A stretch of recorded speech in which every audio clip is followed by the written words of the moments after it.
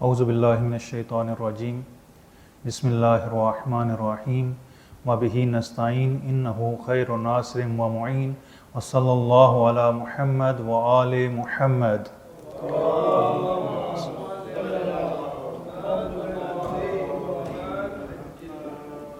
اما بعد فقد قال رسول اللہ صلی اللہ علیہ وآلہ وسلم یا علی انت و شیعتک هم الفائزون صلوات۔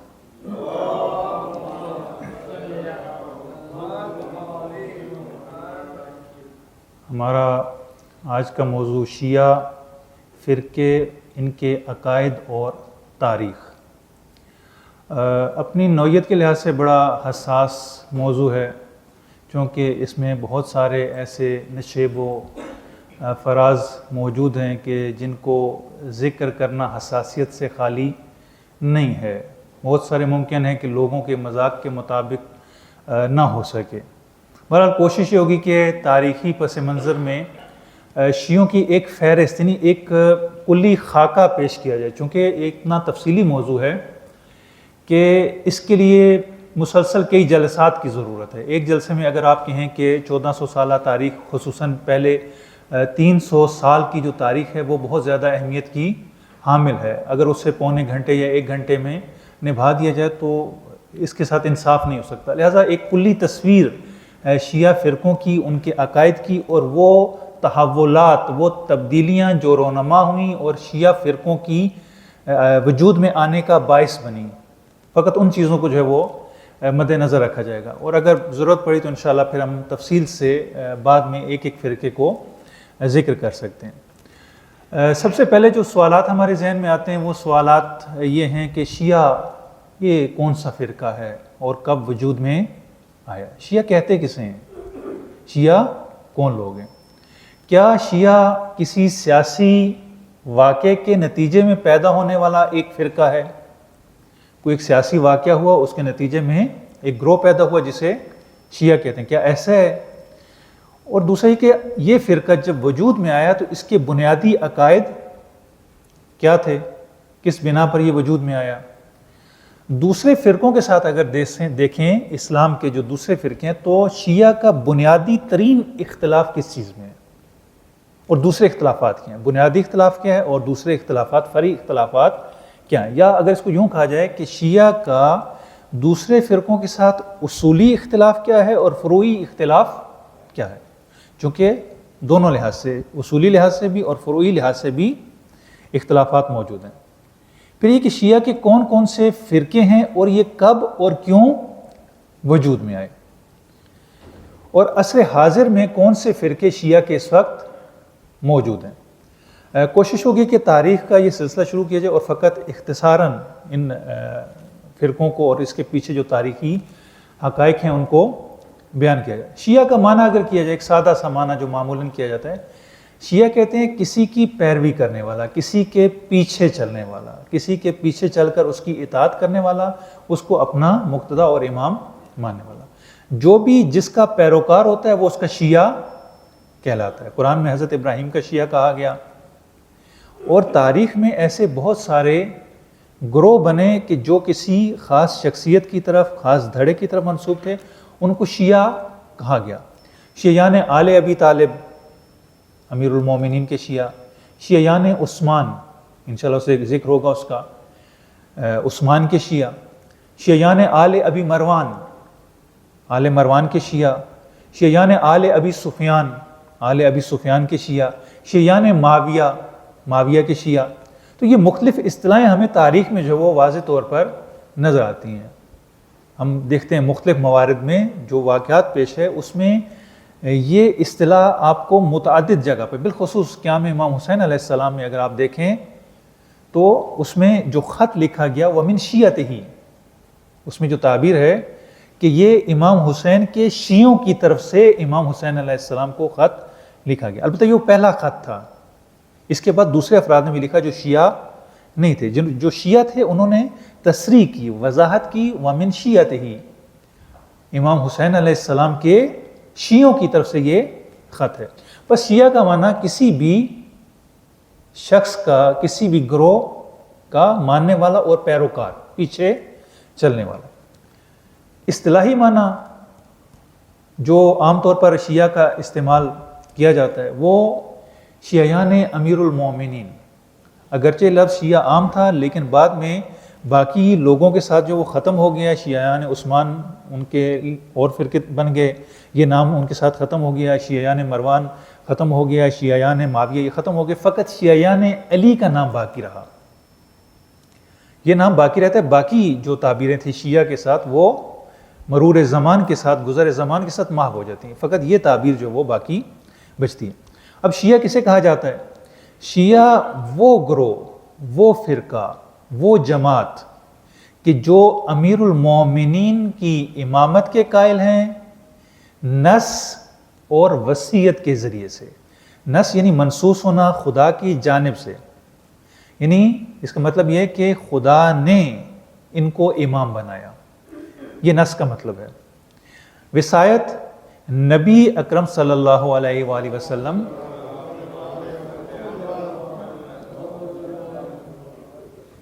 آپ نے جو ہے وہ وصیت کی امیر المومنین کے حق میں کہ میرے بعد میرے وصی یہ، بس یہ شیعہ ہیں کہ جو امیر المومنین کی امامت پہ منصوص وصیت اور خلیفہ بلا فصل ماننے والے ہیں کہ پیغمبر کے بعد بلا فصل خلیفہ امیر المومنین ہے، اور یہ وہ اساسی ترین نقطہ ہے اور عقیدہ ہے کہ جس کی وجہ سے دوسروں سے جدا ہو جاتے ہیں۔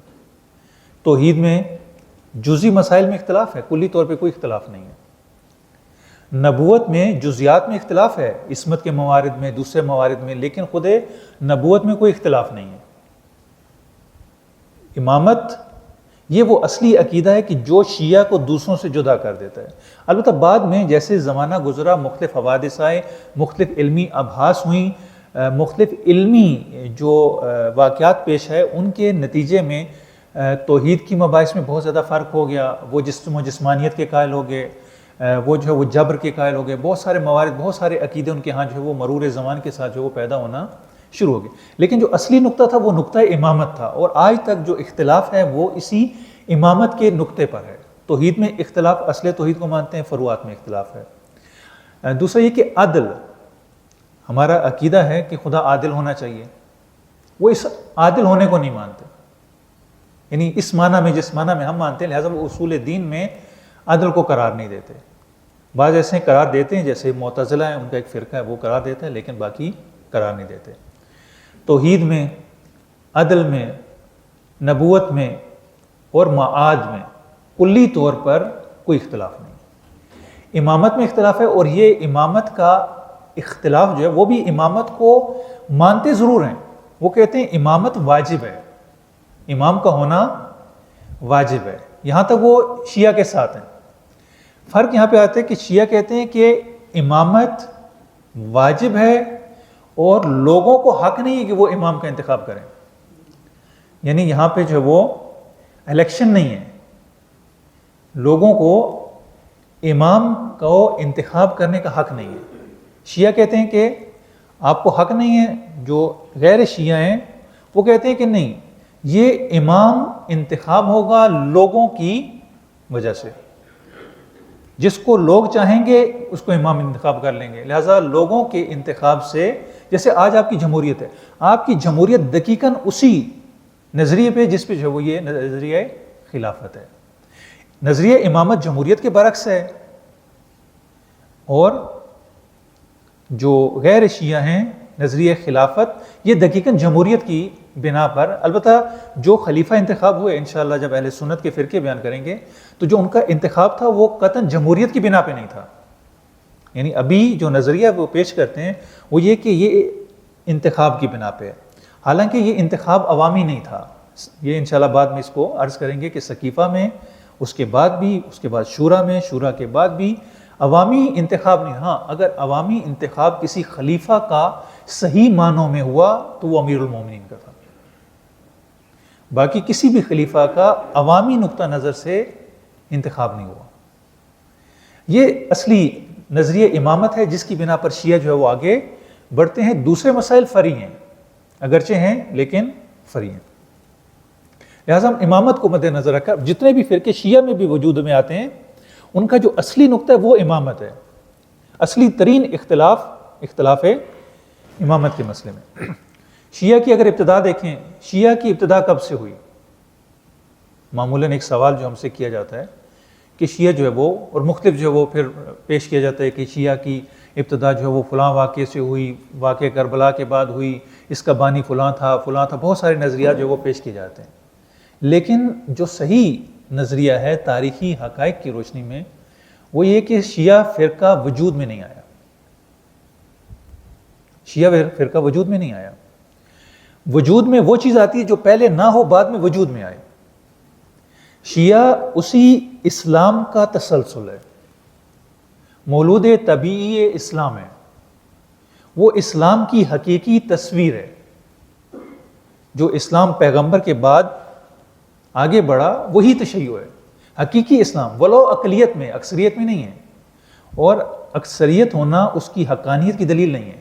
اقلیت میں ہے لیکن اسی نقطے پر کاربند ہے جس پر پیغمبر اکرم صلی اللہ علیہ وآلہ وسلم تھے. پیغمبر کی رحلت کے بعد عمدتاً دو گروہ وجود میں آتے ہیں, ایک سیاسی, ایک دینی. یا میں یوں کہوں کہ ایک سیاسی, ایک دینی اور سیاسی.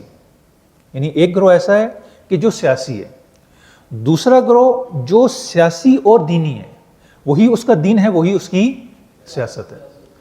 اب وہ گروہ جو دینی بنا پہ وجود میں آتا ہے, ان کا دعویٰ یہ ہے, ان کا کہنا یہ ہے کہ ہم قرآن اور پیغمبر کی سیرت کے مطابق عمل کریں گے.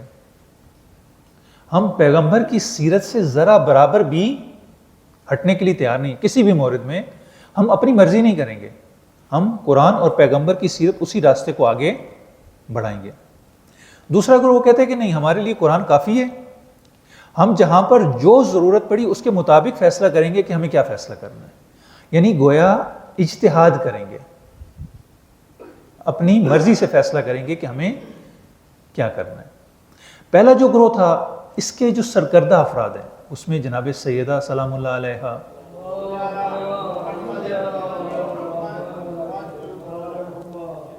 امیر المومنین علیہ السلام, یہ اس کے اصلی افراد ہیں. اس کے علاوہ ایک طولانی فہرست ہے افراد کی, تقریباً 50 کے قریب افراد جو وہ بنتے ہیں کہ جس میں جناب سلمان فارسی ہیں, جناب مقداد ہیں, جناب عمار یاسر ہیں, حذیفہ ابن یمان ہیں, اور بہت سارے ایسے دوسرے عبداللہ ابن عباس ہیں کہ جو ان کے پیروکار ہیں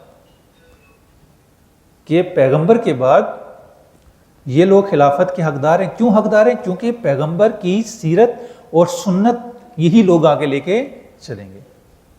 ہم اس گروہ کو, اگرچہ نام جو ہے وہ بعد میں مشہور ہو جاتے ہیں, لیکن حقیقت میں یہی فرقہ اہل سنت ہے, چونکہ دعوے دار سنت ہے کہ ہم پیغمبر کی سنت کے پیروکار ہیں, ہم نے اسی کو آگے لے کے چلنا ہے. کوئی نئی چیز جو ہم نہیں کریں, جو کچھ ہوگا وہ قرآن اور پیغمبر کی سنت اور سیرت کی روشنی میں ہوگا. اب یہ فرقہ جو ہے وہ آگے بڑھنا شروع کر دیتا ہے. بس یہاں پہ جو ہے وہ یہ فرقہ وجود میں ہے. لیکن ہوا کیا؟ ہوا یہ کہ ان کے پاس دینی عنوان تو موجود ہے, لیکن جو سیاسی عنوان تھا, اقتدار تھا, وہ اس سے گروہ سے لے لیا جاتا ہے.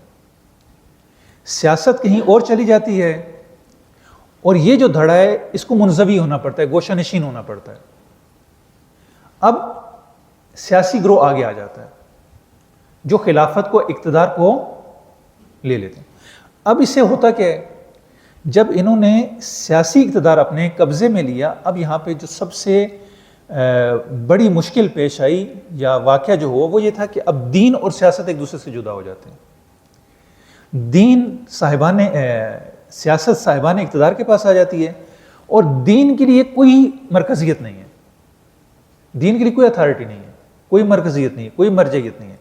بلکہ کیا, جب مرجعیت نہیں ہے, اب ہر فرد جو پیغمبر سے اپنے آپ کو منسوب کر رہا ہے, پیغمبر کا ساتھی ہونے کا دعوے دار ہے, اب وہ خود ایک اتھارٹی ہے, وہ خود ایک مرکزیت ہے. اب ایک نہیں, متعدد مرجعیتیں ہو جاتی ہیں. یعنی اس سے ہوا یہ کہ سیاسی گروہ وجود میں ہے, چونکہ ان کے پاس مذہبی وہ حیثیت نہیں تھی, وہ طاقت نہیں تھی, وہ مقام نہیں تھا علمی طور پہ، لہٰذا سیاسی مقام تھا لیکن علمی مقام نہیں تھا. پھر دوسرا ان کے مد نظر فقط اقتدار تھا، لہٰذا یہاں پر جو ہے وہ دین سیاست سے جدا ہو جاتا ہے. لیکن یہ جو دھڑا ہے دوسرا، اہل سنت حقیقی، یہ اس پر باقی رہتے ہیں، کہتے ہیں ہمارے دین اور سیاست ایک ہی، اس میں کوئی فرق نہیں ہے.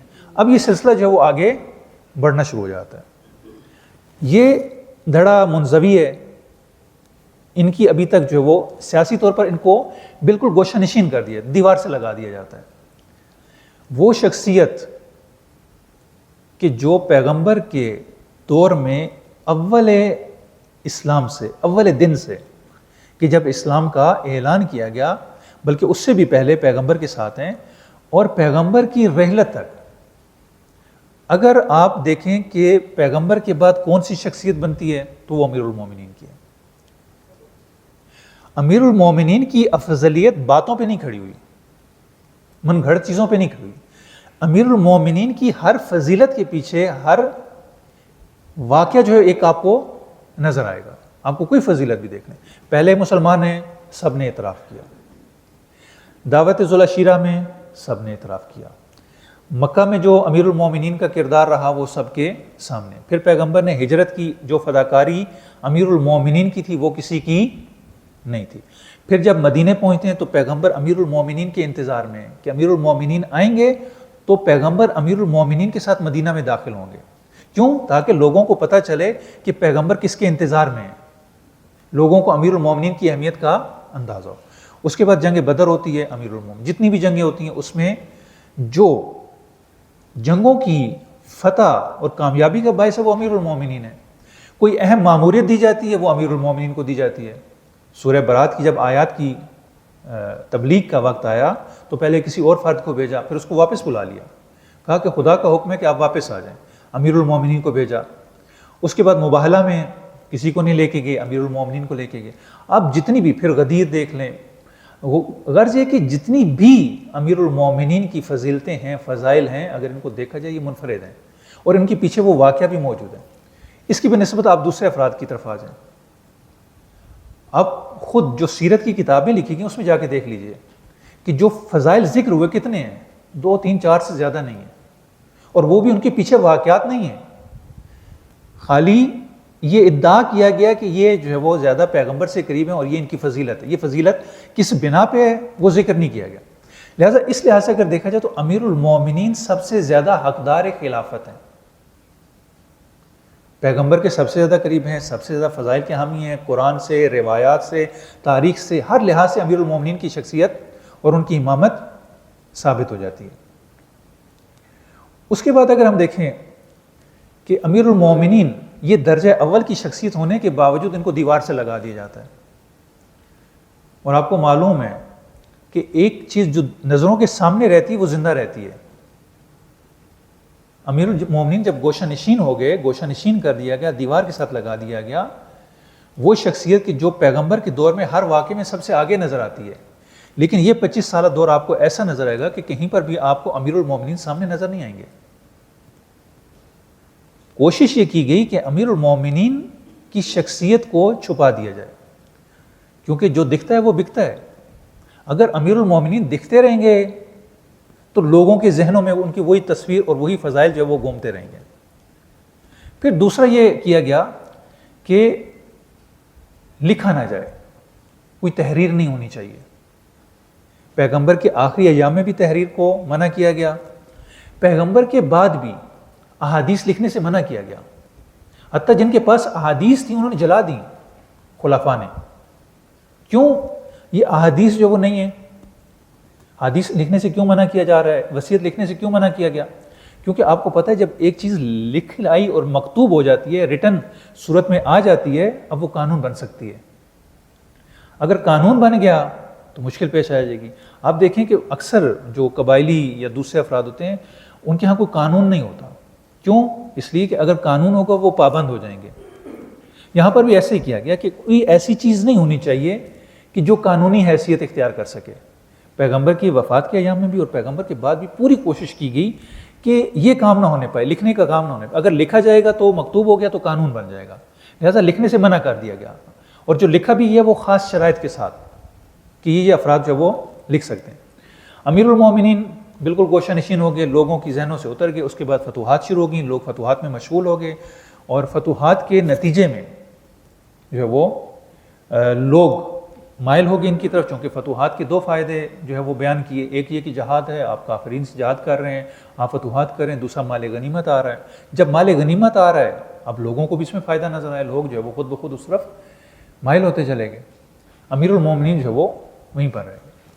اس کے بعد ایسا ہوا کہ جو طریقہ کار اپنایا گیا، اس طریقہ کار میں امیر المومنین کی خلافت کی کوئی گنجائش نہیں تھی، یعنی اول روز سے جو طریقہ کار اپنایا گیا اس طریقہ کار کے مطابق امیر المومنین کی خلافت کی کوئی گنجائش نہیں، حتیٰ چوتھے نمبر پہ بھی امیر المومنین نے خلیفہ نہیں بننا تھا، یعنی جو طریقہ اپنایا گیا۔ لیکن ہوا یہ کہ اچانک سے خلیفہ دوم ان کی وفات ہو جاتی ہے، انہیں ضربت لگتی ہے، یہ دنیا سے چلے جاتے ہیں اور جاتے ہوئے شورا بنا جاتے ہیں۔ اب شورا میں جو کچھ ہوا، شورا میں جو اصلی نقطہ ہے وہ یہ کہ جب شورا میں فیصلہ کیا گیا اور امیر المومنین کو خلافت کی پیشکش کی گئی تو اس میں امیر المومنین سے کہا گیا کہ آپ سیرہ شیخین پر عمل کر لیں تو خلافت آپ کی۔ یہ بڑا قانونی نقطہ یہاں پر ہے۔ امیر المومنین نے سیرہ شیخین کو قبول کرنے سے انکار کر دیا، کہا کہ میں قرآن کو مانوں گا، سنت کے مطابق عمل کروں گا، وہی دو چیزیں جو پیغمبر کی رحلت کے بعد جو ہے وہ عرض کی، لیکن سیرہ شیخین میں اس پر عمل نہیں کروں گا، یہ میرے نزدیک قابل عمل نہیں ہے، اس کی کوئی قانونی اور شرعی حیثیت نہیں۔ امیر المومنین نے بتا دیا کہ دیکھو ہمارا راستہ یہ ہے، اس چیز کے علاوہ ہم کسی چیز کو قبول کرنے کے لیے تیار نہیں ہے، اس کی قانون۔ اب آپ دیکھیں کہ یہاں پر دوسرے فریق کے لیے اس کی قانونی حیثیت ہو گئی، لیکن امیر المومنین نے اس کی قانونی حیثیت کو جھٹلا دیا۔ پھر امیر المومنین کی وہ سارے واقعات پیش آئے کہ جو ان کی اپنی جو ہے وہ کارکردگی کا نتیجہ تھا۔ اب یہ وہ سارے واقعات پیش آئے اور خلیفہ سوم بھی قتل ہو گئے ان سارے واقعات کے نتیجے میں۔ یہاں پر یہ ہوا کہ اب خلافت ان کے ہاتھوں سے نکل گئی، یعنی ان کے اختیار میں نہ، بغاوت ہوئی ان کے خلاف، یہ بغاوت کو کنٹرول نہ کر سکے، پورا مدینہ صحابہ سے بھرا ہوا خاموش رہتا ہے، کوئی ایک صحابی بھی ان کے حق میں اٹھ کے آواز نہیں اٹھاتا ہے، یہ جو ہے وہ وہاں پر قتل کر دیے جاتے ہیں، اور اس کے بعد جو ہے وہ ایک آواز بھی ان کے حق میں نہیں اٹھتی یہاں پر، اور خلافت کا انتخاب ان کے ہاتھ سے نکل جاتا ہے۔ اگر خلافت کا انتخاب ان کے ہاتھ میں رہتا تو کبھی بھی امیر المومنین اس کے بعد خلیفہ نہ بن پاتے، کیونکہ یہ امر اب لوگوں کی طرف چلا گیا، لوگوں کے ہاتھ میں ہو گیا، ان کے ہاتھوں سے انہیں تو اپنی جان کے لالے پڑ گئے اور پھر انہیں جو وہ قتل کر دیا جاتا ہے۔ لہٰذا امیر المومنین لوگوں کی بیعت سے، لوگوں کے اصرار سے، لوگوں کے کہنے پر، مجبور کرنے پر امیر المومنین کو خلافت سنبھالنا پڑی، امیر المومنین نے خلافت سنبھال لی۔ اب یہاں پر امیر المومنین کی جو بیعت سقیفہ کے بعد جو امیر المومنین کے بارے میں کہا گیا، یہاں پر جو کہا گیا کہ امیر المومنین وصی رسول ہیں، وصایت پر بہت زیادہ، یہ جو افراد میں نے چند افراد ذکر کی اس کے علاوہ بھی ہیں جنہوں نے امیر المومنین کی وصایت پر بہت زیادہ تاکید کی کہ امیر المومنین وصی پیغمبر ہیں۔ امیر المومنین کی بیعت بہت سارے لوگوں نے، جناب مالک اشتر نے اور بہت سارے دیگر افراد تھے کہ جنہوں نے بے عنوان وصی پیغمبر کی اور آ کر امیر المومنین کو تبریک پیش کی، اور حتیٰ حذیفہ ابن یمان انہی الفاظ سے تبریک پیش کرتے ہیں اور ایک عجیب جملہ کہتے ہیں۔ حذیفہ ابن یمان کہتے ہیں کہ اے علی، خلافت نے آپ کو کوئی زینت نہیں دی، خلافت کی وجہ سے آپ کو کوئی زینت نہیں ملی، یہ آپ ہیں کہ جس کی وجہ سے خلافت کو زینت ملی ہے۔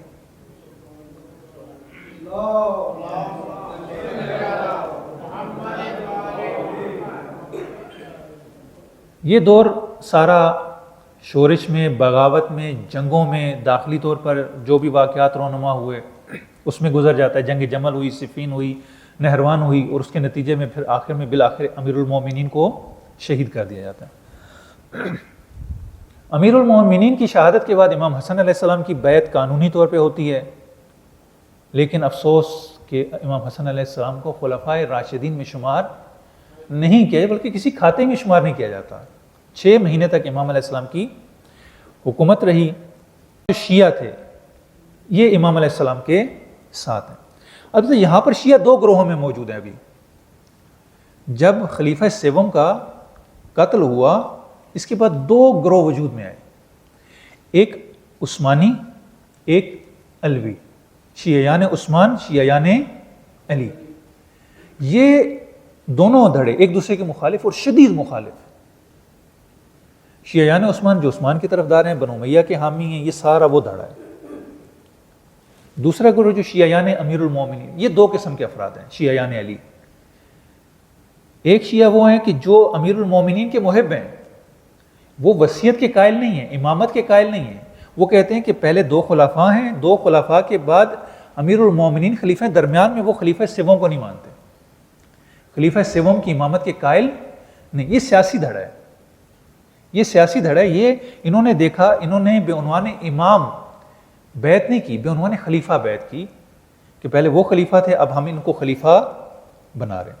دوسرا دھڑا جو تھا، یہ کہتے تھے کہ نہیں، فقط خلیفہ نہیں ہے بلکہ امامت کا منصب بھی امام کو موجود ہے، اور انہوں نے انہی الفاظ کے ساتھ امیر المومنین کی بیعت کی۔ بس یہاں پر امیر المومنین کی شہادت کے بعد ایک عثمانی دھڑا ہے، اور شیعہ میں دو دھڑے ہیں، ایک سیاسی دھڑا ہے جس کو علوی کہا جاتا ہے، علوی شیعہ نہیں ہے۔ ایک علوی کی اصطلاح بعد میں زیدیوں کے لیے استعمال کی گئی، علوی کی اصطلاح آپ کو چند جگہ تاریخ میں نظر آئے گی۔ ایک علوی ہیں، علوی کو آپ شیعہ نہ سمجھیے گا، یہ وہ گروہ ہے جو عثمانی کے مقابلے میں ہے۔ اس کے مقابلے میں ایک تیسرا گروہ جو شیعہ ہے، جو اعتقادی طور پر شیعہ ہے۔ اب یہاں سے جو وہ امام حسن کی شہادت ہوتی ہے، یہ اعتقادی شیعہ امام حسین علیہ السلام کے ساتھ ہے، ساتھ سیاسی شیعہ بھی امام حسن علیہ السلام کے ساتھ ہیں۔ اس کے بعد واقعہ کربلا ہوتا ہے، واقعہ کربلا میں یہ دونوں شیعہ، سیاسی بھی اور عقیدتی بھی، علوی بھی اور شیعہ بھی، یہ دونوں امام حسین علیہ السلام کے ساتھ ہیں۔ یہ سفر جو وہ آگے بڑھتا چلا جاتا ہے، یہ شیعہ جو وہ مختلف مراحل طے کرتے کرتے آگے بڑھتے ہیں۔ اب یہاں پر آ کر واقعہ کربلا کے بعد ایک انتہائی اہم موڑ ہے، واقعہ کربلا ایک ٹرننگ پوائنٹ ہے۔ واقعہ کربلا میں امام حسین علیہ السلام بڑی بے دردی سے، شفاقیت سے آپ کو، آپ کے اہل بیت علیہ السلام کو شہید کر دیا جاتا ہے۔ امام کی شہادت کے بعد 3 سال گزرنے کے بعد 61 میں یہ واقعہ ہوا، 64 میں یزید ہلاک ہو جاتا ہے۔ یزید کی ہلاکت کے بعد اب وہ لوگوں کے اندر ایک جو بغاوت کا مادہ تھا وہ بھی، اور جو لوگوں میں پشیمانی تھی کہ ہم نے امام حسین علیہ السلام کا ساتھ نہیں دیا، اب یہ دونوں مل کر جو وہ ایک تحریک کی شکل اختیار کر لیتے ہیں۔ اب اس تحریک کے پیچھے جو وہ تشیع کا بہت بڑا ہاتھ، تشیع سیاسی بھی ہے، تشیع عقیدتی بھی ہے۔ اصل مسئلہ یہاں پہ پیش آتا ہے کہ یہ دونوں تشیع ابھی آپس میں اتنی ملی ہوئی ہیں کہ ان کو ایک دوسرے سے تفکیک کرنا آسان نہیں ہے۔ یعنی وہ افراد موجود ہیں کہ جن کے اعتقادات موجود ہیں، لیکن اس کے لیے بڑی دقت چاہیے آپ کو کہ آپ ان دونوں کو ایک دوسرے سے جدا کریں۔ اب لوگوں میں یہ بغاوت موجود ہے، یہ سلسلہ جو آگے بڑھتا ہے۔ جناب مختار کی شخصیت یہاں پر سامنے آتی ہے۔ یعنی تشیع میں پہلا فرقہ، یعنی یہاں تک جو تشیع موجود تھی، تشیع سیاسی اور عقیدتی تھی، 2 گروہ موجود تھے۔ اب اس کے بعد باقاعدہ ایک شیعہ فرقہ اس واقعے کے بعد وجود میں آتا ہے۔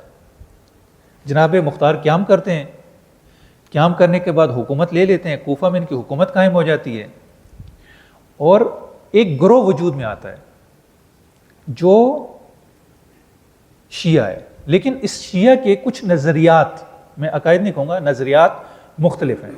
خود جناب مختار کے بارے میں بہت زیادہ بحث ہے، ممکن ہے آپ نے بھی، ایک تفصیلی موضوع ہے جناب مختار کا، کہ جناب مختار کی شخصیت کیسی ہے، انہوں نے کیوں قیام کیا، ان کا ہدف کیا تھا، ان کا مقصد کیا تھا۔ یہ مختصر طور پہ میں عرض کروں، اختلاف کو قطع نظر باقی جو ان کے آراء ہیں۔ جناب مختار سن 1 ہجری میں پیدا ہوئے، پیغمبر کے دور میں، تقریباً 10 سال کا عرصہ ان کی زندگی کا پیغمبر کے دور میں، اگرچہ ان کا قبیلہ جو ہے وہ پیغمبر کے آخری دور میں اسلام لایا۔ اس لحاظ سے جو وہ بعضوں نے لکھا کہ یہ صحابی بھی ہیں، الاصابہ جو صحابہ کے تذکرے کے بارے میں کتاب ہے، انہوں نے لکھا کہ جناب مختار صحابی ہیں، اور میں یہ سمجھتا ہوں کہ انتہائی خصوصاً اہل سنت کی طرف سے خود ان کے اپنے نظریے کے مطابق یہ بڑی جسارت ہے کہ جناب مختار کے جو ہے ان کے اوپر تہمت لگائی جاتی ہے، ان کو کذاب کہا جاتا ہے، ان کو نبوت کا دعوے دار کہا جاتا ہے، ان کے بارے میں بہت ساری باتیں جو ہے وہ کی جاتی ہیں۔ نہیں، ایک صحابی، آپ کے نظریے کے مطابق ایک صحابی کے بارے میں یہ گفتگو کرنا قطعاً جائز نہیں ہے۔ اگر بالفرض انہوں نے کچھ کیا بھی تو وہ ان کی اجتہادی خطا تھی. جناب مختار کو آپ کچھ نہیں کہہ سکتے, خصوصاً اہل سنت. ابھی ہم ان سے مثلا کہ جناب مختار کو آپ کچھ نہیں کہہ سکتے. کیوں؟ کیونکہ آپ کے اپنے نظریے کے مطابق صحابی ہیں. صحابی اگر کوئی غلطی کرتا ہے تو وہ غلطی عام لوگوں کی غلطی کی طرح نہیں ہوتی, بلکہ وہ اجتہادی خطا ہوتی ہے. جناب مختار نے اگر کچھ کیا بھی تو وہ اجتہادی خطا تھی, وہ کوئی غلطی نہیں تھی. اور مجتہد جو ہوتا ہے خود اہل سنت کے نظریے کے مطابق وہ کیا ہوتا ہے, وہ اگر خطا پر ہے تو اس کو 1 ثواب ملے گا, اور اگر وہ صحیح ہے تو اس کو 2 ثواب ملیں. اور جناب مختار کے بارے میں چونکہ ایک ایسی شخصیت تھی کہ جس سے بہت سارے لوگوں کو نقصان پہنچا, ان کی حکومت کو, ان کے اقتدار کو جھٹکا لگا. سب سے پہلے جو بنو امیہ ہیں, چونکہ بنو امیہ اس وقت بہت ضعیف ہیں. یزید کے مرنے کے بعد بنو امیہ آپس میں لڑنے لگے اقتدار کے لیے, اور قریب تھا کہ یہ لڑتے ہوئے آپس میں مر جاتے, ختم ہو جاتے, کہ مروان پر اتفاق ہو جاتا ہے. ایک تفصیلی جنگ ہوتی ہے ان کے درمیان, اور اس جنگ کے نتیجے میں آخر میں مروان کو حاکم بنا لیا جاتا ہے. اس عرصے میں فرصت ملتی ہے. جناب مختار کوفہ میں قیام کرتے ہیں, پہلے توابین قیام کرتے ہیں, توابین کو شکست ہوتی ہے. توابین کے بعد جناب مختار قیام کرتے ہیں. جناب مختار کا قیام جو ہے وہ کامیاب ہوتا ہے. اس کے بعد کوفہ میں حکومت بنا لیتے ہیں, لیکن اس کے کچھ عرصہ کے بعد جناب مختار کو بھی زبیریوں کی طرف سے شہید کر دیا جاتا ہے. دوسرے جو مخالف ہیں جناب مختار کے وہ بنی زبیر ہیں, چونکہ ان کی بھی حکومت حجاز میں ہے, اور کوفہ ایک بڑا اہم مرکز ہے. یعنی کوفہ اگر آپ اسلام کی, تشیع کی, فقہ کی, عقائد کی تاریخ دیکھنا چاہیں تو اس میں اگر کسی شہر کو مرکزیت حاصل ہے وہ کوفہ ہے. ہر لحاظ سے, علمی لحاظ سے, سیاسی لحاظ سے, فرہنگی لحاظ سے کوفہ بڑی اہمیت کا حامل ہے. ہر دور میں کوفہ کو بہت زیادہ اہمیت حاصل ہے. جناب مختار شہید ہو جاتے ہیں. جناب مختار کی شہادت کے بعد چونکہ ان لوگوں نے جناب مختار سے نقصان اٹھایا ہوا ہے, اب انہوں نے جناب مختار کے خلاف پروپیگنڈا کرنا شروع کر دیا کہ وہ غالی تھے, فلاں عقیدے کے مثلا قائل تھے, فلاں جو امیر المومنین کو کہتے ہیں وہ بادلوں میں نہیں, وہ امیر المومنین بادلوں میں نہیں کہتے. امیر المومنین کا ظاہراً جو ہے وہ گھوڑا ہے کہ جس کا نام صحاب ہے, صحاب کہتے ہیں بادل کو. اب جناب مختار نے کہا کہ امیر المومنین صحاب پر سوار ہوئے. سوار ہونے کا مطلب یہ تھا, یہ نہیں تھا کہ بادلوں پر سوار ہوئے, بلکہ مطلب یہ تھا کہ گھوڑے پر سوار ہوئے جس کا نام صحاب. آپ نے دیکھا ہوگا اب یہ جلسے میلے ہوتے ہیں, کسی گھوڑے کا نام یا گھوڑی کا نام بجلی ہے, کسی کا نام جو ہے وہ مثلا اس طرح کے جو ہے وہ مختلف نام انہوں نے جانوروں کے رکھے ہوتے ہیں. تو اس دور میں بھی ہر چیز کا عربوں میں رواج تھا. تلوار کا نام رکھتے تھے, نیزے کا نام رکھتے تھے, گھوڑے کا نام رکھتے تھے, یعنی ہر چیز کا نام رکھنا ان کی عادت میں. امیر المومنین کے گھوڑے کا نام صحاب تھا, تو انہوں نے کہا کہ امیر المومنین اپنے گھوڑے صحاب پر سوار ہوتے تھے. اب لوگوں نے وہ اصلی روایت سے مطلب کاٹ کے اور یہ کہنا شروع کر دیا کہ جناب مختار تو امیر المومنین کے قائل ہے کہ وہ آسمانوں میں یعنی خدا ہیں اور بادلوں کے اوپر سوار ہیں, ان کی سواری جو بادلوں کے اوپر چلتی ہے. اب یہ دیکھیں کہ دشمنی میں کیسے جعلی روایات گھڑی جاتی ہیں, کیا جو ہے وہ غارستانیاں کی جاتی ہیں. جناب مختار شہید ہو جاتے ہیں. اب جناب مختار کے شہید ہونے کے بعد پہلا فرقہ شیعہ کا وجود میں آتا ہے. یہ سیاسی فرقہ ہے, یہ ابھی بھی اعتقادی نہیں ہے. ابھی بھی اگر آپ دیکھیں اس کو تو یہ اعتقادی فرقہ نہیں ہے, یہ ابھی بھی ایک سیاسی فرقہ ہے. یہ فرقہ ہے بنام کیسانیہ. کیسان 2 قول ہیں عمدتاً, ویسے تو متعدد قول ہیں لیکن جو بڑے قول ہیں 2 اقوال ہیں کہ کیسان نام تھا جناب امیر مختار کا, یا ابو عمرہ جو آپ کے اس پولیس کا سربراہ تھا اس کا نام ابو عمرہ کیسان تھا. شاید آپ نے وہ جو سریال مختار نام ہے اس میں بھی دیکھا, البتہ اس میں جو بہت زیادہ اس کو بڑھا کر پیش کیا گیا. اتنی بڑی وہ نہیں تھی شخصیت جتنی بڑی اس مختار نامے میں اصلی ہیرو جو ہے وہ اس کو پیش کیا گیا. لیکن بہرحال یہ شخصیت موجود تھی, اور یہ کیسانیہ فرقہ اسی کیسان سے منسوب ہے. یہ قائل تھے محمد ابن حنفیہ کی امامت کے, مہدویت کے اور امامت کے. چونکہ جناب مختار نے دعوت دی امام زین العابدین علیہ السلام کو, امام زین العابدین نے ان حالات کے تناظر میں اس سے انکار کر دیا. اس کے بعد جناب مختار نے محمد ابن حنفیہ کو دعوت دی کہ آپ جو وہ ہماری راہبری کریں, تو جناب اور کہا کہ ہم خون امام حسین علیہ السلام کا انتقام لینا چاہتے ہیں. تو جناب محمد ابن حنفیہ نے جواب دیا کہ انہوں نے ایک مبہم سا جواب دیا, گول مول سا, چونکہ حالات اچھے نہیں تھے, اتنا واضح وہ نہیں بول سکتے. انہوں نے کہا جو بھی ہمارا انتقام لے ہم اس سے راضی ہیں. یہ گویا ایک خاموش تائید تھی جناب محمد ابن حنفیہ کی طرف سے جناب مختار کی. لہٰذا یہ دھڑا، اور انہوں نے جناب محمد ابن حنفیہ کو مہدی خطاب کیا. اب مہدی کا جو تصور تھا یہ اسلام میں موجود تھا کہ آخر الزمان میں پیغمبر کی باقاعدہ احادیث موجود تھیں کہ آخر الزمان میں میری نسل سے ایک شخص آئے گا کہ جو اس زمین کو جو ظلم سے بھر چکے عدد سے پاک کرے گا، وہ مہدی موعود ہوگا. انہوں نے مہدی کا عنوان استعمال کیا کلی طور پر، مبہم طور پر جناب محمد ابن حنفیہ کے لیے، اس ظلم کی اندھیری رات میں جو ہر طرف جو وہ پھیلا ہوا تھا. اب لوگ اس وجہ سے جناب مختار اور جناب محمد ابن حنفیہ کی طرف مائل ہو گئے. یہ عقیدہ مہدویت وہ نہیں ہے جو امام زمانہ اجل اللہ تعالیٰ فرجہ شریف کے بارے میں ہم قائل ہیں.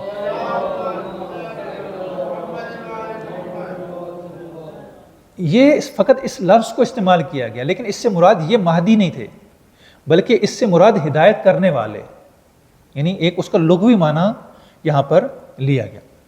یہ لوگ امامت کے قائل ہو گئے، امامت محمد ابن حنفیہ کے. اور عمدتاً جناب مختار کے قیام کی دو بنیادیں، دو چیزیں ہیں کہ جن پر وہ قیام کھڑا ہے. ایک مہدویت محمد ابن حنفیہ بمعنی عام، بمعنی خاص نہیں. دوسرا انتقام خون امام حسین علیہ السلام. اب یہ دو چیزیں جن پر جناب مختار کا قیام کھڑا ہے. اب آگے چل کر چونکہ انہوں نے انتقام لے لیا، قاتلین امام حسین علیہ السلام کو فنار کر دیا. اس کے بعد ایک دھڑا جب محمد ابن حنفیہ کی وفات ہوتی ہے، اب وہ محمد ابن حنفیہ کو مہدی تو پہلے مانا ہوا تھا انہوں نے کہا، اور مہدویت کا عقیدہ پہلے سے موجود تھا. لہٰذا انہوں نے کہا کہ محمد ابن حنفیہ مرے نہیں ہیں، زندہ ہیں. وہ غار رضوہ میں ہیں، جو مدینہ کے جو وہ شمال میں جائیں تو ایک پہاڑی سلسلہ، وہاں پہ ایک غار ہے رضوہ. آپ دعائے ندبہ میں پڑھتے ہوئے ہیں ام بے رضوہ، ایک لفظ آتا ہے نا دعائے ندبہ میں، بے رضوہ. یہ رضوہ اسی پہاڑ کا نام ہے. کہا کہ یہ اس پہاڑ کے اندر موجود ہیں، ایک شیر جو ہے وہ دائیں طرف بیٹھا ہے، ایک بائیں طرف ان کی حفاظت کر رہا ہے. جب خدا کا حکم ہوگا یہ ظہور کریں گے اور یہی مہدی موعود ہوں گے. بس یہاں پر جو ہے وہ محمد ابن حنفیہ کی امامت اور مہدویت کا ایک مبہم سا نظریہ جو ہے وہ پیدا ہوا، ایک گروہ پیدا ہوا جو اس نظریے کا حامل تھا. عمدتاً یہ ایک سیاسی دھڑا تھا، اعتقادی دھڑا نہیں تھا. اس کے بعد یہ جو ہے وہ محمد ابن حنفیہ کے جو بیٹے ہیں ابو ہاشم، وہ یہ دعویٰ کرتے ہیں کہ امام میں ہوں. یعنی پہلی دفعہ امامت کا وہ دعویٰ کرتے ہیں اپنے والد کے بارے میں بھی اور اپنے بارے میں بھی کہ امام میں ہوں. یہ کسانیہ جو جناب مختار کے قیام میں لوگ شریک تھے.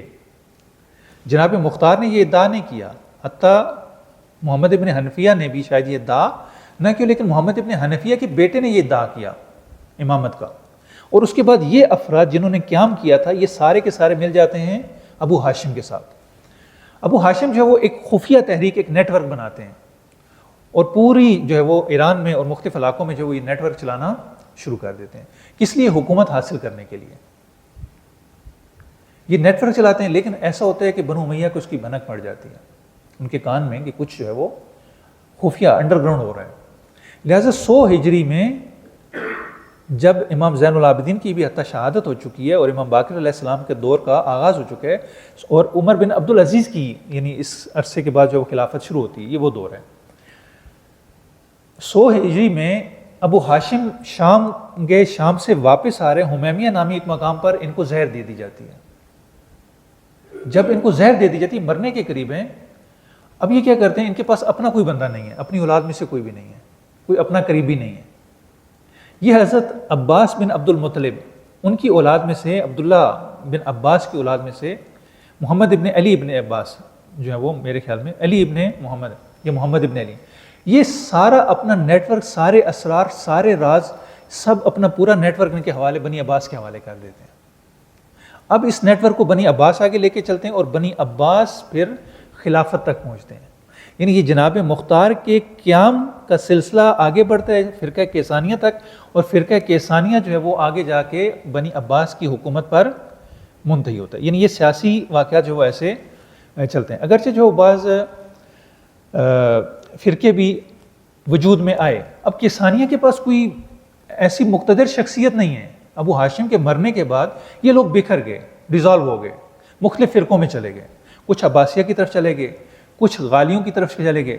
آج جو ہے وہ ہم غالیوں کا تذکرہ نہیں کریں گے. یعنی ایک شیعہ فرقہ عمدتاً جو ہے وہ غالی ہے، جو بہت بڑا اور ہر دور میں موجود رہا، اور ائمہ کے لیے سب سے مشکل ساز جو فرقہ تھا وہ غالی تھا۔ انشاءاللہ اس کے ایک مستقل سیشن ہم جو ہے وہ غالیوں کے بارے میں کریں گے کہ یہ غالی کیا تھے، ان کے عقائد اور نظریات کیا تھے، اور یہ کون کون سے دور میں کس حالت میں، ائمہ علیہ السلام کا ان کے بارے میں کیا کہنا تھا۔ مختصر یہ کہ ائمہ علیہ السلام نے حتیٰ بعض غالیوں کو قتل کرنے کا حکم دیا، ان کو قتل، اور قتل کیا بھی گیا۔ فارس بن حاتم قزوینی کو قتل کیا گیا امام کے حکم سے۔ کچھ جو وہ غالیوں میں، کسانیہ غالیوں میں چلے گئے، کچھ عباسیہ میں چلے گئے، کچھ جو وہ ایک بعد میں فرقہ بنا زیدیہ اس کے ساتھ مل گئے، کچھ جو وہ ایک اسماعیلی فرقہ بنا جس کا ذکر ہوگا کرامتہ، کچھ اس میں چلے گئے۔ بس یہ سیاسی دھڑا زیادہ عرصہ تک باقی نہیں رہ سکا، یہ بہت کم عرصے میں جو وہ ختم ہو گیا، اس کا وجود جو ہے وہ دوسرے فرقوں میں اندر جو وہ یہ ڈیزالو ہوتا گیا، یہ ختم ہو گیا۔ اب یہ سیاسی نوعیت کا واقعہ۔ اس کے بعد جو وہ دوسرا اختلاف وہ بھی سیاسی نوعیت کا تھا، لیکن وہ سیاسی کے ساتھ عقیدتی بن گیا۔ وہ جناب زید کا قیام ہے۔ جناب زید ابن علی جو امام زین العابدین علیہ السلام کے فرزند ہیں، اور ان کو جو ہے وہ انہوں نے کوفہ میں قیام کیا، ان کو شہید کر دیا گیا، اور 3 دن تک یعنی ان کی لاش کو پھر قبر سے نکالا گیا کوفے میں، جو وہ 1 سال یہ پتہ نہیں کتنے عرصے تک ان کی لاش جو وہ ایسے ہی لٹکی رہی، سزا کے طور پہ انہوں نے ان کو سزا دی۔ یہ بنو امیہ کے دور میں تھا، 122 ہجری میں انہوں نے قیام کیا، اور پھر ان کے بیٹے یحییٰ ابن زید نے قیام کیا، اور اس کے بعد 145 ہجری میں جب بنی عباس کی حکومت آ گئی تو اس کے بعد جو وہ عبداللہ محض جو امام حسن کی نسل میں سے ہیں، حسن مثلث کے ظاہر بیٹے ہیں، عبداللہ محض ان کو کہا جاتا ہے، انہوں نے ادعا کیا مہدویت کا اپنے بیٹے نفس زکیہ کے لیے، محمد ابن عبداللہ نفس زکیہ کے لیے۔ البتہ یہیں سے جناب زید سے ایک جو ہے وہ سلسلہ شروع ہوا، تھوڑا سا اعتقادی طور پر آپ اسے کہیں کہ تبدیلی ہلکی سی انہوں نے ظاہری طور پر، آپ تقیتاً کہہ لیں، جس عنوان سے بھی کہہ لیں، کہ انہوں نے دیکھا کہ شیعہ امامت کے قائل ہیں اور ان میں جو ہے وہ ایک پوٹینشل موجود ہے، لیکن اس کے ساتھ ساتھ دوسرا ایک دھڑا بھی موجود ہے جو شیعہ نہیں ہے، شیعہ کے علاوہ ہیں، یہ بھی ایک بڑی پوٹینشل ہے، ان کو بھی ہم اپنے ساتھ ملائیں، لیکن ساتھ ملانے میں جو چیز حائل ہے وہ نظریہ امامت ہے۔ جب آپ نظریہ امامت کو مان رہے ہیں تو اس کا مطلب ہے آپ خلافت کو نہیں مان رہے، آپ خلافت کے ماننے والے آپ کے قریب نہیں آئیں گے۔ یہاں پر انہوں نے کیا کیا، انہوں نے کہا کہ بھئی ہم آپ کو مانتے ہیں، آپ کو بھی مانتے ہیں، امامت کو بھی مانتے ہیں، لہٰذا انہوں نے شیعہ اور غیر شیعہ، میں اہل سنت کی اصطلاح جان کے استعمال نہیں کر رہا کیونکہ ابھی تک اہل سنت وجود میں نہیں آئے، ابھی تک یہ سیاسی دھڑا چل رہا ہے، اہل سنت کا وجود ابھی تک نہیں آیا۔ انہوں نے شیعہ اور غیر شیعہ جو شیخین کے ماننے والے ہیں ان کو ساتھ ملایا، کہا کہ ہمارا آپس میں کوئی اختلاف نہیں ہے، ہم شیخین کو مانتے ہیں۔ انہوں نے ان کو اپنے ساتھ ملایا، یعنی ایک ایسا سیاسی نعرہ اتحاد کا لگایا کہ شیعہ بھی ان کے ساتھ مل جائیں اور جو غیر شیعہ ہیں وہ بھی ان کے ساتھ مل جائیں۔ البتہ یہاں پر ایک دھڑا ان کے جو شیعہ تھا وہ مخالف ہو گیا، انہوں نے کہا کہ آپ اپنا عقیدہ واضح کریں، آپ کا عقیدہ کیا ہے شیخین کے بارے میں۔ تو جناب زید نے کہا کہ میں شیخین کو برا نہیں سمجھتا، انہوں نے ان کے بارے میں کوئی ایسی تعبیر استعمال نہیں کی۔ انہوں نے کہا کہ ٹھیک ہے، اگر آپ کا شیخین کے بارے میں نرم گوشہ آپ کے دل میں موجود ہے یا آپ اس نظریے کے قائل ہیں تو پھر ہم آپ کے ساتھ نہیں۔ ان لوگوں نے جناب زید کو ایک دھڑے نے چھوڑ دیا۔ جب جناب زید کو وہاں پر انہوں نے چھوڑا تو جناب زید نے انہیں خطاب کر کے کہا رفضتمونی، تم نے مجھے چھوڑ دیا۔ یہاں سے ایک اصطلاح وجود میں رافضہ، چھوڑنے والے۔ عمدتاً انہوں نے جناب زید کو چھوڑا تھا، لیکن پھر اہل سنت نے رفض کا معنی یہ کر لیا کہ خلفاء کو چھوڑنے والے۔ ابھی جو رافضی کہا جاتا ہے وہ رافضی اسی معنی میں، وہ یہیں پر جناب زید کے قضیے سے یہ مسئلہ جو ہے وہ آگے چلا۔ اب جو یہ سلسلہ آگے بڑھا، یعنی یہ ایک نظریہ وجود میں آ چکا تھا کہ دونوں اتحاد اور اتفاق سے مل کر جو ہے وہ ظلم کے خلاف قیام کرتے ہیں اور جو ہے وہ اس سلسلے کو آگے بڑھا۔ اب یہ ایک اتحاد کا سیاسی نعرہ تھا جو جناب زید نے لگایا اس وقت کی ضرورت کے مطابق، لیکن 145 ہجری میں جب نفس زکیہ کا قیام ہوتا ہے، اس کے بعد جو ان کے بھائی ابراہیم، یہ دونوں ہم زمان قیام ہوتے ہیں، یعنی ایک بصرہ میں کرتے ہیں ایک مدینہ میں کرتے ہیں، دونوں شہید ہو جاتے ہیں، اور بہت ٹف ٹائم دیتے ہیں وہ خلافت کو. قریب تھا کہ خلافت ختم ہو جاتی، لیکن اچانک ایسے واقعات رونما ہوتے ہیں، یہ شہید ہوتے ہیں اور یہ شکست کھا جاتے ہیں، بنو عباس غالب آ جاتے ہیں، ان کو فتح حاصل ہو جاتی ہے. اس کے بعد جو وہ زیدیہ فرقہ باقاعدہ وجود میں آتا ہے، جن کا اعتقاد یہ ہے کہ امامت منسوس نہیں ہے. یعنی پہلے جو ہم اعتقاد تھا نا امامت کا اور منسوس ہونے کا، وصایت کا، اب وہ اعتقاد نہیں ہے. اب اس سے یہ پیچھے ہٹ جاتے ہیں، کہتے ہیں نہیں امامت ایسے. اور یا مثلا کہتے ہیں کہ 3 ائمہ کی امامت منسوس ہے، یعنی آپ ان کو سے امامی کہہ سکتے ہیں. یہ امیر المومنین کی امامت کے قائل ہیں، امام حسن علیہ السلام کی امامت کے قائل ہیں، اور امام حسین علیہ السلام کی امامت کے قائل ہیں. 3 ائمہ کو مانتے ہیں. اس کے بعد یہ جناب زید ابن علی کو امام مانتے ہیں، جاہیت ابن زید کو امام مانتے ہیں، نفس زکیہ کو امام مانتے ہیں. اور پھر ان کی اولاد میں یعنی، اور پھر یہاں سے یہ ہوتا ہے کہ نفس زکیہ کے قیام کے بعد حسنی اور حسینی یہ 2 گروہوں میں تقسیم ہو جاتے ہیں. حسنی جو ہیں وہ عمدتاً علوی کہلاتے ہیں، یا جو ہے وہ یہ سلسلہ جو ہے وہ قیام کا شروع کرتے ہیں، عمدتاً ان کو حسنی یا علوی کہا جاتا ہے. یہ سلسلہ جو آگے ان کے متعدد قیام، پھر یہ جو مختلف جگہوں پہ حکومت بناتے ہیں. یہ 250 سن ہجری میں جب امام حسن عسکری علیہ السلام کا دور ہے، تو ایران کے علاقے تبرستان میں ان کی حکومت بنتی ہے. ان کی حکومت جو ہے وہ یمن میں بنتی ہے، اور ان کی حکومت جو ہے وہ مغرب میں مصر سے آگے جا کے اس کو علاقے کو سارا مغرب اس ایریے کو کہا جاتا ہے. یہاں پر ادریسیان کے نام سے ان کی حکومت بنتی ہے. یہ عمدتاً 3 حکومتیں جو ہے وہ زیدیہ بناتے ہیں، جس میں سے جو ہے وہ یمن کی حکومت باقی رہتی ہے. اور آج بھی یمن میں زیدی ہیں. آپ دیکھ لیں کہ یہ جو ہے وہ اکثر آپ نے سنا ہوگا خبروں میں کہ یمن کے جو حوثی ہیں یہ سارے کے سارے جو وہ زیدی ہیں. 40% آبادی یمن کی زیدی مسلک پر مشتمل ہے. البتہ یہ جو وہ تشیع کے اس آخری دور میں جو وہ امام خمینی کے انقلاب کے بعد امام خمینی کے قریب ہو جاتے ہیں، ان سے تاثیر لیتے ہیں، اور ان میں وہ ایک حماسہ اور وہ چیز جو وہ پیدا ہو جاتی ہے. پر یہاں پر جو وہ یہ لوگ اپنے امامت کے عقیدے سے بیک فٹ پہ چلے جاتے ہیں، کہتے ہیں کہ امامت اس طریقے سے نہیں. پھر دوسرا عقیدہ ہے ان کے، وہ کہتے ہیں کہ افضل امیر المومنین افضل ہیں، یہ مانتے ہیں، لیکن افضل کے ہوتے ہوئے مفضول کو امام بنایا جا سکتا ہے. امیر المومنین کے ہوتے ہوئے اگر شیخین کو بنا دیا کہ یہ صحیح ہے، اس میں کوئی حرج نہیں ہے. پھر اسی میں سے ایک فرقہ زیدیہ کا وہ قائل ہے کہ نہیں، امام انتخاب کے ذریعے سے وجود میں آتا ہے. امام کو جو ہے وہ اگر امت انتخاب کر لے تو وہ ہوگا، لیکن اس کی کچھ شرطوں کے ساتھ. وہ کہتے ہیں امام کی 2 اصلی شرطیں وہ ذکر کرتے ہیں. پہلی شرط جو سب سے زیادہ مہم ہے وہ کہ ایک امام قائم بالسیف ہو، تلوار کے ساتھ جہاد کرے. اگر کوئی امام جہاد نہیں کرتا وہ امام نہیں. اسی لیے چونکہ امیر المومنین نے جہاد کیا، تلوار چلائی، لہذا امام ہے. امام حسن نے جہاد کیا، امام ہے. امام حسین علیہ السلام نے واقع کربلا میں تلوار چلائی، امام ہے. امام زین العابدین نے تو کوئی قیام نہیں کیا، لہٰذا امام زین العابدین جو وہ امام نہیں ہے. امام باقر نے کوئی جہاد نہیں کیا، وہ امام نہیں ہے. امام جعفر صادق علیہ السلام نے کوئی قیام نہیں کیا، لہٰذا یہ امام. امام وہ جو قائم بالسیف ہو.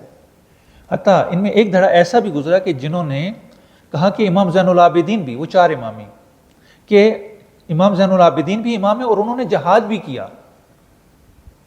اور اس کی جواز میں بعض لوگوں نے پھر دلیل گھڑی کہ امام نے بھی جہاد کیا، اور اس کے لیے ایک روایت لے کے آتے ہیں کہ جب واقعہ عاشورہ ہو گیا، سب شہید ہو گئے، تو امام زین العابدین کو جب پتہ چلا تو یہ بیماری کی حالت میں اٹھتے ہیں، تلوار اٹھاتے ہیں، اور جا کے جو وہ امام علیہ السلام سے کہتے ہیں کہ مجھے اجازت دیجیے میں جا کر جنگ لڑوں. لیکن امام علیہ السلام نے کہا کہ آپ مریض ہیں اور خدا کی مصلحت یہ ہے کہ آپ جنگ نہ کریں، لہٰذا امام علیہ السلام جو وہ واپس آئے. بس کہتے ہیں کہ یہ بھی امام ہے. کیوں امام ہے؟ انہوں نے تلوار اٹھائی تھی. اب یہ ظاہر روایت جعلی ہے، گھڑی گئی ہے. لیکن کیوں گھڑی گئی ہے؟ تاکہ امام زین العابدین کو اس سلسلے میں شامل کر لی جائے. لیکن اکثر جو زیدی ہیں وہ ان کو شامل نہیں کرتے. وہ 3 ائمہ کے قائل ہیں، یہ 3 منصوص ہیں، اور اس 3 کے بعد جس میں یہ خصوصیت پائی جائے گی وہ امام ہے. لہٰذا ان کا امامت کا سلسلہ جو ہے وہ یوں یعنی نص سے انتخاب پر منتقل ہو جاتا ہے. یعنی یہ شیعہ اور اہل سنت کی ایک درمیانی صورت آپ کہہ سکتے ہیں. یہاں پر پہلے ایک سیاسی نعرہ لگا، سیاسی نعرے سے جو ہے وہ منتقل ہو کے انہوں نے ایک نئے جو ہے وہ، اور پھر فقط یہیں پر جو ہے وہ اکتفا نہیں کیا. زیدی مسلک یہ حنفیت کے ساتھ بہت زیادہ قریب ہے. ابو حنیفہ نے بڑی سپورٹ کی ان کی. جو انہوں نے قیام کیے اس قیام میں ابو حنیفہ نے، یعنی آج اگر آپ کہیں تو ہزاروں درہم دینار یا ڈالرز کے حساب سے جو وہ ابو حنیفہ نے اس دور میں جو ان کی مدد کی. نہ صرف مدد کی بلکہ لوگوں کو اکسایا کہ آپ ان کا ساتھ دیں بنو عباس کے خلاف. یعنی خود اس کا حصہ نہیں بنے لیکن پوری سپورٹ ابو حنیفہ نے کی، اور اس کی وجہ سے انہیں مشکلات کا سامنا بھی کرنا پڑا. بہت زیادہ جو ان کی مشکلات جو ہے اس کی وجہ سے ان پر آئیں، لیکن یہ کہ انہوں نے جو ان کا ساتھ دیا. یہ زیدیہ فقہ میں، احکام میں، فروع الدین میں حنفی ہیں، چونکہ ان کا حنفیت کے ساتھ بڑا قریبی گہرا تعلق تھا. اعتقاد میں، عقائد میں یہ ایک فرقہ وجود میں آیا اہل سنت کا، انشاءاللہ بعد میں تذکرہ ہوگا اس کا، معتزلہ، جو عقل گرا تھے، عقلانیت کے قائل تھے. یہ عقائد میں پیروکار تھے معتزلہ کے، فقہ میں پیروکار تھے ابو حنیفہ کے، یعنی انہوں نے تشیع کو چھوڑ دیا. پھر یہ امام صادق علیہ السلام کے بڑے سخت مخالف تھے. یعنی اگر آپ دیکھیں تو ائمہ علیہ السلام کو جس فرقے نے سب سے زیادہ تنگ کیا طول تاریخ میں، غالیوں کے بعد، یعنی داخلی طور پہ غالی ہیں اور بیرونی طور پر جو وہ زیدی ہیں. زیدیہ نے ائمہ علیہ السلام کو بڑا تنگ کیا. ان کے خلاف پروپیگنڈا کرتے تھے، لوگوں کو اکساتے تھے، ان کو برا بھلا کہتے تھے. ان کے خلاف جو حکومت والوں کو جا کے شکایات لگاتے تھے اور ان کو بتاتے تھے کہ یہ جو مال اکٹھا کریں، خمس ان کے پاس آ رہا ہے، زکوٰۃ ان کے پاس آ رہی ہے. علمی لحاظ سے ان کی مخالفت کیا کرتے تھے. یہ جو زیدی فرقہ تھا یہ شیعہ کا بڑا مخالف تھا، بڑا یعنی ایک سرسخت دشمن، خصوصاً امام صاحب. اور ان کا جھگڑا کس بات میں تھا؟ ان کا جھگڑا اس بات پہ تھا کہ آپ قیام کیوں نہیں کرتے، آپ کو اس ظلم کے خلاف اٹھنا چاہیے. امام کہتے تھے کہ نہیں، ابھی وقت نہیں، چونکہ ائمہ علیہ السلام کی جو اسٹریٹجی تھی واقع کربلا کے بعد سے وہ یہ تھی کہ ابھی قیام کے لیے مناسب وقت نہیں ہے. پہلے ہم اپنے افراد تیار کر لیں، افرادی قوت تیار کر لیں. جب یہ افرادی قوت تیار ہو جائے گی، تربیت یافتہ لوگ تیار ہو جائیں گے، جیسے پیغمبر اکرم صلی اللہ علیہ وآلہ وسلم نے کیا، تب ہم قیام کریں گے. ابھی لوگ آمادہ نہیں ہیں، اور اگر ابھی ہم کر بھی لیں گے تو ہمارے مشکلات ایسی پیش آئیں گی کہ جن کو ہم حل نہیں کر سکیں گے. چونکہ امیر المومنین کا دور ان کے سامنے تھا کہ امیر المومنین کو خلافت تو مل گئی، لیکن یہ خلافت اتنی بگڑ چکی تھی، اتنا انحراف ہو چکا تھا کہ اس کو سدھارنا جو ہے وہ خود امیر المومنین جو ہے وہ شہید ہو گئے اس کو سدھارتے سدھارتے. ائمہ علیہ السلام چاہتے ہیں کہ پہلے ایک افرادی قوت ہو جائے، تربیت یافتہ افراد ہو جائیں، اس کے بعد ہم قیام کریں. لیکن یہ لوگ جو وہ اتاولے ہیں، ان کو بڑی جلدی ہے، بڑے جذباتی احساساتی لوگ ہیں، اور یہ بجائے اس کے کہ امام کی بات مانیں، ان کی بات سمجھیں، یہ کہتے ہیں کہ آپ قیام نہیں کریں، آپ غلط ہیں، ہم خود قیام کریں گے. اچھا، اب ہوتا یہ تھا کہ مخالف کی نظر میں تو یہ شیعہ ہیں، جیسے ابھی ہمارے ساتھ ہو رہا ہے. اب ہمارے شیعہ کے اندر کچھ غالی افراد موجود ہیں جو عجیب و غریب باتیں کرتے ہیں. اب ہم انہیں شیعہ نہیں سمجھتے ان کی عجیب و غریب باتوں کی سے، کہ شیعت کا اس کے ساتھ کوئی تعلق نہیں ہے. لیکن ہمارے مخالفین کیا، وہ بھی اس چیز کو سمجھتے ہیں یا نہیں سمجھتے؟ نہ، وہ ان کو شیعہ سمجھ رہے ہیں. مثلا یہ علی اللہ والے یا غلو کرنے والے، ہم سمجھتے ہیں کہ یہ ہم میں سے نہیں ہیں، لیکن دشمن کیا سمجھ رہا ہے، مخالف کیا سمجھ رہا ہے؟ وہ سمجھتے ہیں یہ شیعہ ہی ہیں، چونکہ ماتم ہمارے ساتھ کر رہے ہیں، مجالس میں ہمارے ساتھ شریک ہیں، باقی امور میں ہمارے ساتھ شریک ہیں، ہمارے ساتھ وہ رہ رہے ہیں. یہی عین ہی صورتحال امام صادق علیہ السلام کے دور میں. یہ شدید مخالف ہیں امام علیہ السلام کے، لیکن حکومت کیا سمجھ رہی ہے؟ یہ شیعہ ہیں. اب قیام یہ کرتے ہیں، بغاوت یہ کرتے ہیں، سارا نزلہ کس پہ گرتا ہے؟ امام علیہ السلام پر گرتا ہے. اب امام علیہ السلام جو کام کرنا چاہ رہے ہیں، امام کے پاس فرصت باقی نہیں بچتی. امام علیہ السلام کو بہت زیادہ مشکلات کا سامنا کرنا پڑ رہا ہے، سیاسی لحاظ سے، علمی لحاظ سے، اجتماعی لحاظ سے. یہ امام کے لیے ایک بہت بڑی مشکل تھی. ان کے بہت سارے فرقے جو ہے وہ وجود میں آئے. سلیمانیہ تھا، بطریہ تھا، اور چند اور فرقے بھی تھے. بہرحال اور ان میں سے آج جو ہے وہ فقط یمن میں زیادی موجود ہیں، اور ان کی جو ہے وہ چند ملین تک جو ہے وہ تعداد جو ہے وہ ذکر کی جاتی ہے، باقی کہیں پر یہ موجود نہیں ہے۔ اس کے بعد جو ہے وہ اسماعیلی فرقہ۔ اچھا، یہ جتنے ابھی تک فرقے دو وجود میں، کیسانیہ اور زیدیہ، یہ پیدائش ہے سیاسی واقعات کی۔ ایسے سیاسی واقعات رونما ہوئے، حکومتوں کا ظلم و ستم تھا کہ جس کے ریئیکشن کے طور پر یہ فرقے دونوں وجود میں آئے، اور ان کی ابتدا بڑی مبہم سی ہے، واضح نہیں ہے، کلیئر نہیں ہے۔ ایک سیاسی نعرے سے شروع ہوتے ہیں اور بعد میں ایک مذہب اور ایک عقیدے کی شکل اختیار کرتے ہیں۔ امام صادق علیہ السلام کے دور میں امام صادق علیہ السلام کی رحلت ہو جاتی، شہادت ہو جاتی ہے۔ امام کے بعد 6 فرقے وجود میں آتے ہیں، اور اس کے بعد جو بھی فرقے وجود میں آتے ہیں یہ سیاسی فرقے نہیں ہیں، یہ یعنی بیرونی فرقے نہیں، یہ اندرونی فرقے ہیں۔ کوئی ایسا سیاسی واقعہ، کوئی ایسا ایونٹ، کوئی ایسا حادثہ، کوئی قیام، کوئی کچھ نہیں ہے۔ اسماعیلیہ وجود میں آتے ہیں، آج بھی آپ نے دیکھا ہوگا اسماعیلی آج بھی موجود ہیں، بوہرے اور آغا خانی، یہ اسی سلسلے سے آگے چلے ہیں۔ بوہرے اور آغا خانی جو ہیں وہ یہ اسی اسماعیلی سلسلے سے آگے بڑھیں۔ اب ہوتا یہ کہ امام علیہ السلام ایک بڑی شخصیت ہیں۔ ابھی تک اگر آپ ائمہ کا باقی ائمہ کے ساتھ مقایسہ کریں اس سے پہلے دور سے، یہاں پر امام علیہ السلام کے دور میں ایک تحول، ایک تبدیلی آتی ہے۔ اس سے پہلے جو ہے وہ مختلف سیاسی واقعات ہیں، آپ کو ابھی اعتقاد کم نظر آئے گا، سیاسی واقعات زیادہ ہیں، مختلف سیاسی دھڑے نظر آئیں گے، اہل بیت جو ہے وہ گوشہ نشین نظر آئیں گے، اہل بیت کی مرجعیت آپ کو نظر نہیں آئے گی، چونکہ مرجعیت دوسرے لوگوں نے اپنے حکومت کے تحت رکھی ہوئی ہے، یعنی ان کو سامنے نہیں آنے دیا جا رہا، یہ منزوی ہیں، ان کو دیوار سے لگایا گیا ہے۔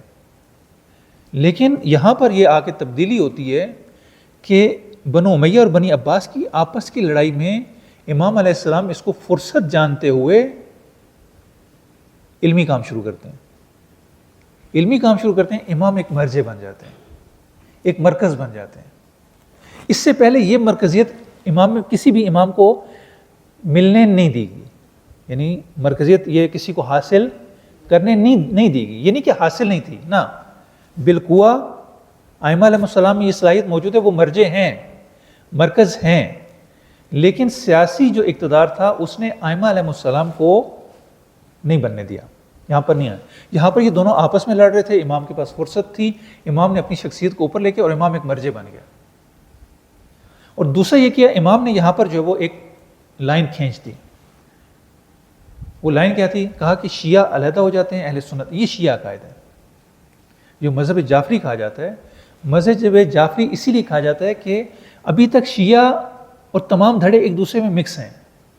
چند افراد کو آپ نامینیٹ کر سکتے ہیں کہ یہ شیعہ ہے، یہ مرجع ہے، یہ خارجی ہے، یہ فلاں ہے، یہ بطریہ ہے، لیکن ابھی تک آپ کے ایک واضح جو ہے وہ لائن نہیں ہے، درمیان میں ایک تمایز نہیں ہے، مشخص نہیں ہے۔ امام علیہ السلام، امام باقر علیہ السلام کے دور سے شروع ہوتا ہے اور امام صادق علیہ السلام کے دور میں یہ لائن واضح ہو جاتی ہے۔ اب یہاں پر آ کے تشیع باقاعدہ ایک منظم اور مشخص وجود اختیار کر لیتے ہیں، ایک باقاعدہ وجود شیعہ کا دوسروں سے بالکل مختلف۔ اب یہاں پہ شیعہ کی حدیث بالکل علیحدہ ہو جاتی ہے اور ایک منظم صورت اختیار کر لیتی ہے، شیعہ کی عقائد کی کتابیں لکھی جانے لگتی ہیں، شیعہ کی فقہ کی، یعنی اب شیعہ جو ہے وہ باقاعدہ ایک منظم طور پر جو ہے وہ آگے چلنا، فقہی لحاظ سے، عقیدتی لحاظ سے، فرہنگی لحاظ سے اب شیعہ جو ہے وہ آگے بڑھنا شروع کر دیتا ہے۔ یہاں پر آ کر جو ہے وہ امام علیہ السلام کی دینی مرجعیت تو موجود ہے، لیکن امام کے پاس اقتدار نہیں ہے۔ اب اس اقتدار نہ ہونے سے مشکل ہی ہے، اور دوسری طرف سے بنی عباس جو ہے وہ دوبارہ مستحکم ہو چکے ہیں، ان کی پوزیشن مضبوط ہو چکی ہے۔ اب امام علیہ السلام کو مشکلات کا سامنا ہے۔ اب لوگوں میں جو پہلے مختلف دھڑے موجود تھے، ان کی افکار جو ہے وہ لوگوں کے ذہنوں میں موجود ہیں۔ لوگوں کے ذہنوں میں ایک غلط عقیدہ رائج ہو چکا ہے امامت کے بارے میں۔ وہ غلط عقیدہ یہ کہ امام کا بڑا بیٹا امام ہوتا ہے۔ جب یہ عقیدہ رائج ہو جاتا ہے کہ امام کا بڑا بیٹا ہی امام بنتا ہے، بڑے بیٹے ہیں جناب اسماعیل، اب سارے شیعہ جو تھے امام کے چاہنے والے، امام کے پیروکار، وہی سمجھتے ہیں کہ امامت کے حقدار جناب اسماعیل ہیں، امامت جناب اسماعیل کو ملے گی. یعنی یہ سب نے پہلے سے اپنے ذہن میں ایک عقیدہ بنا لیا. امام علیہ السلام بھی جانتے ہیں کہ ان کے دلوں میں، ان کے ذہنوں میں یہ غلط عقیدہ رائج ہو چکا ہے. امام علیہ السلام اس کا سد باب کرتے ہیں. ایسا ہوتا ہے کہ خدا کی کرنی ایسی ہوتی ہے کہ جناب اسماعیل امام علیہ السلام کی زندگی میں دنیا سے رخصت ہو جاتے ہیں، فوت ہو جاتے ہیں. اب لوگوں کے ذہنوں میں عقیدہ یہ کہ بڑا بیٹا امام ہوتا ہے. اب کیا کیا جائے؟ یہاں پہ جو ہے وہ بعض لوگ ان کی امامت کے قائل ہو جاتے ہیں جناب اسماعیل کے. حالانکہ امام علیہ السلام بڑا اہتمام کرتے ہیں اس غلط عقیدے کو ختم کرنے کے لیے. ایک صلوات پڑھی بول محمد.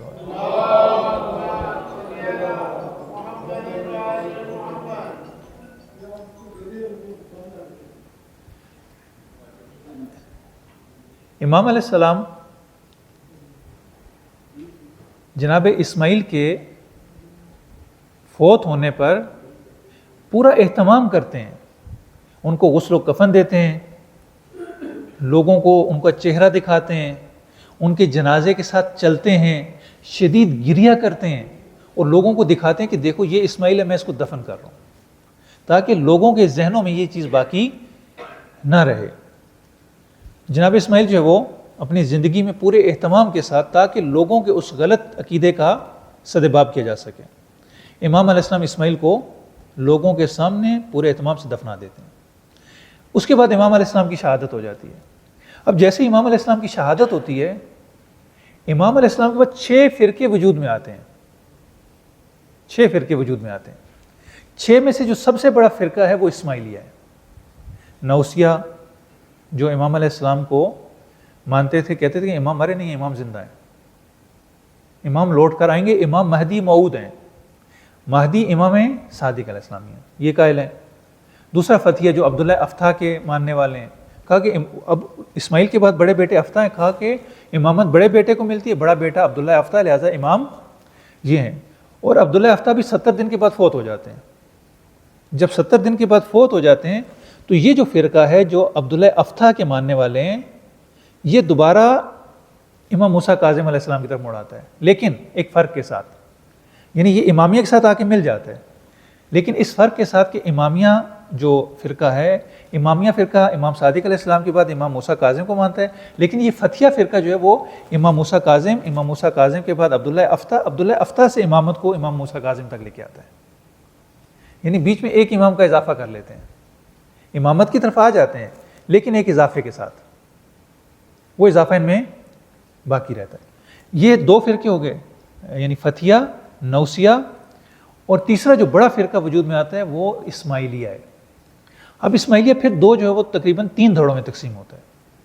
ایک جہاں پہ محمد ابن اسماعیل کے مرنے کے قائل تھے کہ وہ دنیا سے رخصت ہو گئے اور لوٹ کر واپس آئیں گے،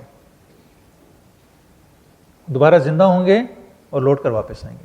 ایک فرقہ کہتے ہیں کہ نہیں، جناب اسماعیل فوت ہو گئے، وہ امام نہیں، ان کے بیٹے محمد وہ موجود ہیں. اسماعیل امام نہیں ہے، بلکہ امام صادق نے محمد کو، جو اسماعیل کے بیٹے ہیں، ان کو امام بنا دیا ہے، یہ امام ہے. اچھا، اب محمد جو ہے وہ ان کا یہ ہوتا ہے کہ یہ غائب ہو جاتے ہیں بالکل 1 صدی تک، 1 صدی سے بھی زیادہ، 1 صدی سے بھی زیادہ یہ محمد غائب ہو گئے. ان کو محمد مکتوم کہا جاتا ہے. اسماعیلیہ کی تاریخ میں یہ جو تقریباً 150 سال کا عرصہ ہے، یہ بالکل مخفی دور ہے، یعنی کوئی کسی تاریخ میں کوئی تذکرہ نہیں ہے. یہ اچانک سر اٹھاتے ہیں جا کے مصر سے، وہاں پہ اپنی فعالیت شروع کرتے ہیں. ایک ان کا دھڑا جو ہے وہ یہیں کوفہ میں اور ان علاقوں میں، اور ایک جو اصلی جن کی فعالیت ہے وہ مصر میں، اور پھر جو وہ فاطمیہ حکومت تشکیل دیتے ہیں. یہ جو فاطمی حکومت تھی مصر میں بنی، یہی اسماعیلی تھے جو محمد ابن اسماعیل کی اولاد تھے، محمد اسماعیل. اب یہاں پر پھر 2 دھڑے ہو جاتے ہیں. ایک دھڑا کہتے ہیں کہ محمد ابن اسماعیل کی اولاد میں امامت چلی گئی، جو سلسلہ جو ہے وہ پہلے یہ مغرب میں جاتے ہیں، پھر اس کے بعد مصر میں ان کی حکومت قائم ہوتی ہے، یعنی یہ امام ہے. دوسرا دھڑا کہتا ہے کہ نہیں، محمد جو ہے وہ دنیا سے رخصت جو ہے وہ نہیں ہوئے، وہ غائب ہیں اور وہ لوٹ کر آئیں گے، وہ مہدی موعود ہیں، ان کی مہدویت کے وہ قائل ہو جاتے ہیں۔ یہ فرقہ کرامتہ ہے، کرمتی، ہمدان کرمت کے ماننے والے، یہ غالی قسم کا فرقہ ہے اسماعیلیہ میں، اور یہ بڑا شدت پسند ہے۔ اس نے جو ہے وہ بڑی تباہی مچائی جہان اسلام میں، بڑا نقصان کیا، تشیعوں کو بڑا بدنام کیا، حتیٰ یہ ان کی حکومت یمن میں قائم ہو جاتی ہے، اور یہ حجر الاسود حملہ کرتے ہیں مکے پہ، حجر الاسود کو اٹھا کے یمن لے جاتے ہیں۔ لیکن کچھ عرصے کے بعد بہرحال یہ جو ہے نا فرقہ ختم ہو جاتا ہے، یعنی ایک صدی تک تقریباً اس کے قریب رہتا ہے، اس کے بعد یہ فرقہ، لیکن اس نے تشیعوں کو بہت زیادہ نقصان، اس کے چہرے کو داغدار کیا، حتیٰ بعد میں اس فرقے کی وجہ سے مخالفین کو حکومتوں کو جواز مل گیا۔ اب حکومت نے جسے بھی سرکوب کرنا ہوتا تھا نا، دبانا ہوتا تھا، وہ کرامتی کا عنوان ان پر ٹائٹل لگاتے تھے، اور پھر جو ہے وہ جا کر ان پہ حملہ کرتے، ان کو تہس نہس کر دیتے۔ ان کی حکومت جو ہے وہ ملتان، جو موجودہ ہمارے، یہ پوری ایک ریاست ہوا کرتی تھی 4 صدی میں، یہاں پر بھی ان کی حکومت تھی، اور محمود غزنوی نے آ کر اس حکومت کو ختم کیا تھا، اور اس بہانے سے کہ یہ کرمتی ہیں، حالانکہ یہ کرمتی نہیں تھے، ان پہ فقط جو ہے وہ ان کو بلیم کیا گیا، ان پہ یہ عنوان لگایا گیا تاکہ ان کو کافر قرار دے کر ان پر حملے کا جواز فراہم کیا جا سکے۔ بل یہاں پر جو وہ محمد ابن اسماعیل کی یہ امامت کے قائل تھے کہ ان کی اولاد میں نہیں ہے، بلکہ یہ خود امام ہیں، یہ جو ہے وہ زندہ ہیں، غائب ہیں، اور یہ لوٹ کر آئیں گے، اور یہی امام زمانہ مہدی موعود ہوں گے۔ اب ایک سلسلہ جو ان کا چلتا ہے وہ پہنچ جاتا ہے افریقہ میں، مصر سے آگے، مغرب، ویسٹ جو ہے نا اس علاقے کو کہا جاتا تھا۔ وہاں پہ جا کے ان کا ایک دائی ہے، یہ وہاں پہ جو سر اٹھاتے ہیں، ان کے دائیان ہیں، مبلغ ہیں، جو وہاں پر ابو عبید اللہ شیعی، یہ جا کر جو ہے وہاں پہ تبلیغ کرتا ہے، سارا میدان فراہم کرتا ہے، اور حکومت جو ہے وہ عبداللہ المہدی کے حوالے کرتا ہے۔ وہاں پہ ان کی حکومت بنتی ہے، پھر جو ہے وہ ان کی حکومت وہاں سے مصر میں بھی قائم ہوتی ہے، اور یہ ان کی حکومت باقی رہتی صلاح الدین ایوبی کے دور تک۔ صلاح الدین ایوبی کا چچا شیرکوہ، اور صلاح الدین ایوبی وہ آ کر فاطمیوں کو ختم کرتے ہیں۔ فاطمیہ کو ختم کرنے والے صلاح الدین ایوبی اور اس کا چچا شیرکوہ ہیں، یعنی ایک چند سالوں تک۔ اور اس عرصے میں جو مصر میں جو وہ تشیع بڑے اپنے عروج میں ہیں، بہت سارے جو انہوں نے کام کیا، یونیورسٹی الازہر بھی جو ہے وہ انہی کے دور کی یادگار ہے، اور اس کے علاوہ بہت سارے علمی مراکز، کتاب خانے، بہت سارے جو ہے انہوں نے کام کیا۔ پھر اس کے بعد جو ہوتا ہے ان کا 7واں جب خلیفہ آتا ہے مستنصر باللہ، تو وہاں پر پھر ان میں 2 دھڑے ہو جاتے ہیں۔ اب مستنصر اپنے بڑے بیٹے نزار کو خلیفہ بناتا ہے، لیکن یہ جب مرتا ہے مستنصر، اس کا جو وزیر افضل بدر الجمالی، یہ کیا کرتا ہے، یہ بجائے اس کے کہ جو ولی عہد ہے جس کے بارے میں اس نے وصیت کی ہے، یہ اس کے بجائے چھوٹے بیٹے مستعلی کو خلیفہ بنا دیتا ہے۔ اب یہاں پر جو یہ نزار یہاں سے چلا جاتا ہے، کچھ لوگ اس کے ساتھ ہیں، اب یہ 2 دھڑوں میں اسماعیلیہ تقسیم ہو جاتے ہیں۔ جو نزار کی اولاد ہے، آگے سلسلہ یہ آگے بڑھتا ہے، یہ آغا خانی ہے۔ جو مستعلی ہیں، اور یہ مختلف علاقوں میں، مثلا شام میں، عراق میں، ایران میں، یہ تاجکستان، اور یہ جو بدخشان، افغانستان اور بلخ، اور یہ جو سارے، یہ جو اوپر کا علاقہ ہے ماوراء النہر کا، اس سارے خطے میں نزار کے پیروان موجود ہیں۔ شام، عراق، ایران، ماوراء النہر، افغانستان، بدخشان، یہ جو ہے وہ سارے وہ خطے ہیں کہ جہاں پر جو وہ نزار کے چاہنے والے یہ فرقہ موجود ہے۔ اور اس کے علاوہ دوسرے جو علاقے ہیں وہاں پر جو ہے وہ مصر میں، دوسرے علاقوں میں، پھر خصوصاً ہندوستان، گجرات میں، یہاں پر یہ بورے آ جاتے ہیں، یعنی بورے بعد میں آتے ہیں، یہ یعنی ان کی جد جو ہے وہ یہ سلسلہ جو ہے وہ یہاں پر قائم ہوتا ہے، اور اس کے بعد جو ہے وہ پھر جو ہے وہ یہ بوہرے جو ہے وہ پھر 2 دھڑوں میں، داؤدی اور سلیمانی، یہ 2 فرقوں میں، طیبیان، یعنی یہ پھر 2 دھڑوں میں تقسیم ہو جاتے ہیں، اور ان کا مرکز جو ہے وہ گجرات ہے۔ آغا خانی پھر جو ہے وہ سفر کرتے کرتے، مختلف مراحل طے کرتے کرتے آتے ہیں، اور ان کا جو مرکز ہے وہ بمبئی ہے، اور اس وقت جو ہے وہ یہ اسماعیلی ان 2 دھڑوں میں موجود ہیں۔ آغا خانی جو ہیں یہ بڑے لبرل قسم کے لوگ ہیں، یہ بھی امامت کے قائل ہیں۔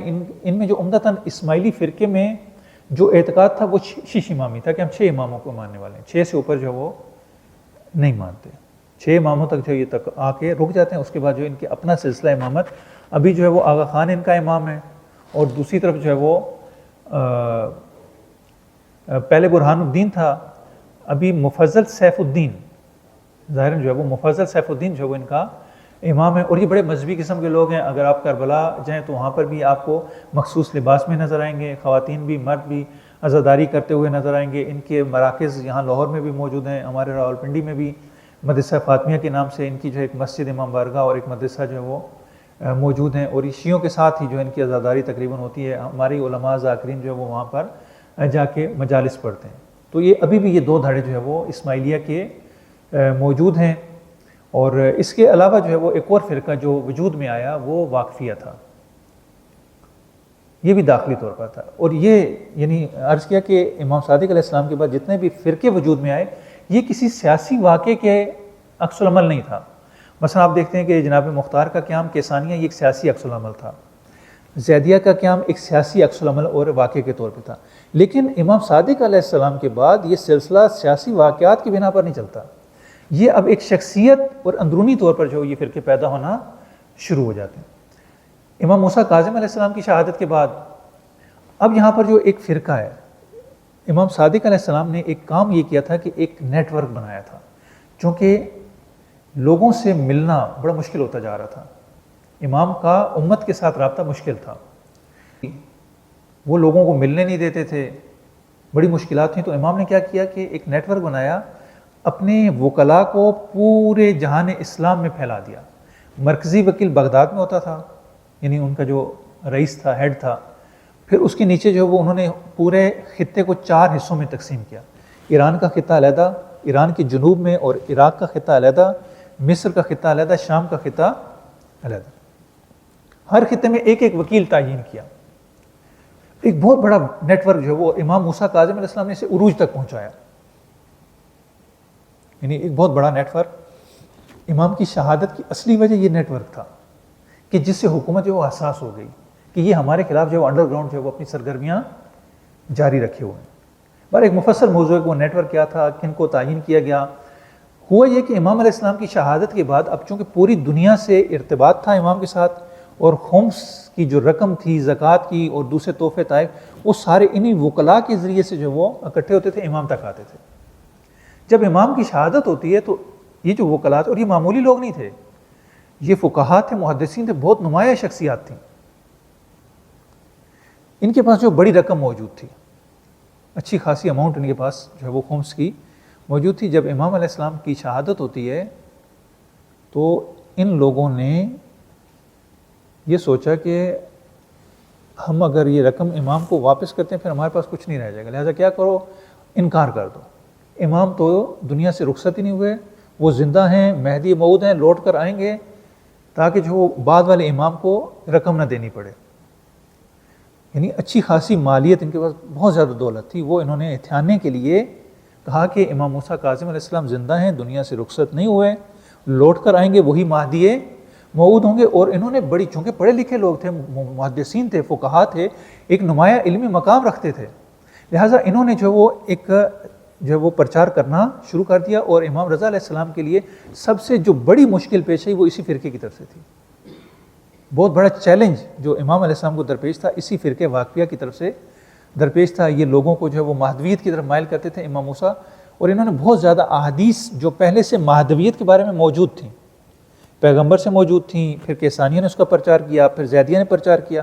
اب انہی روایات کو کیسانیہ نے استعمال کرنا شروع کر دیا اور ان کو منطبق کرنا شروع کر دیا امام موسیٰ کاظم علیہ السلام پر.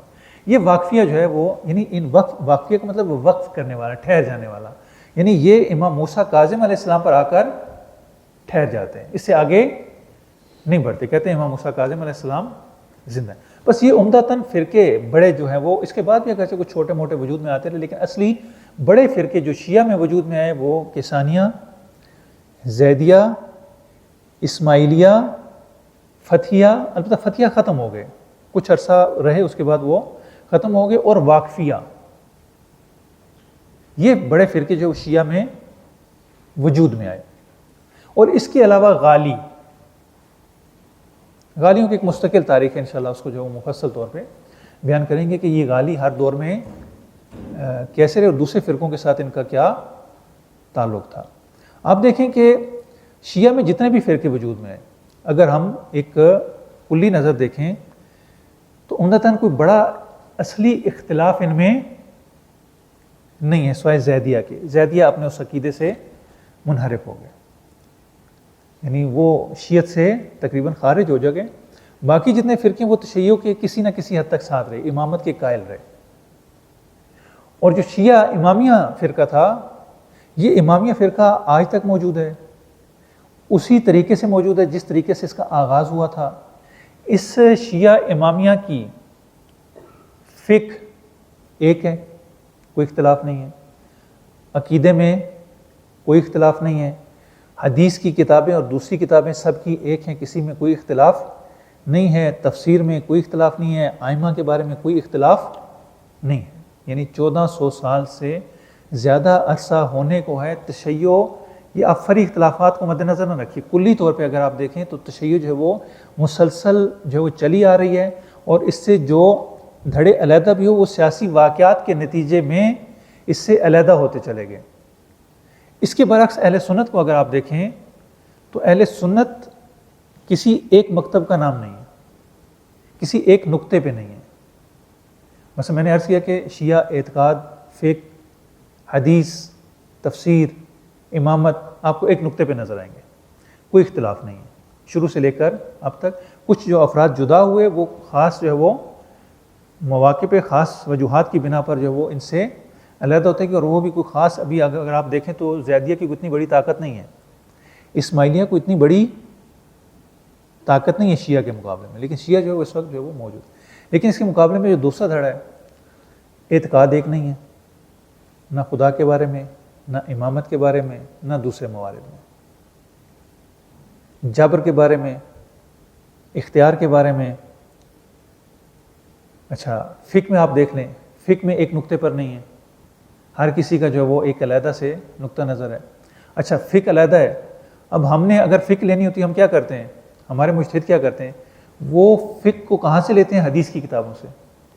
اصلی جو سورس ہے اس کا وہ کیا ہے ہمارے پاس, حدیث کی کتابیں.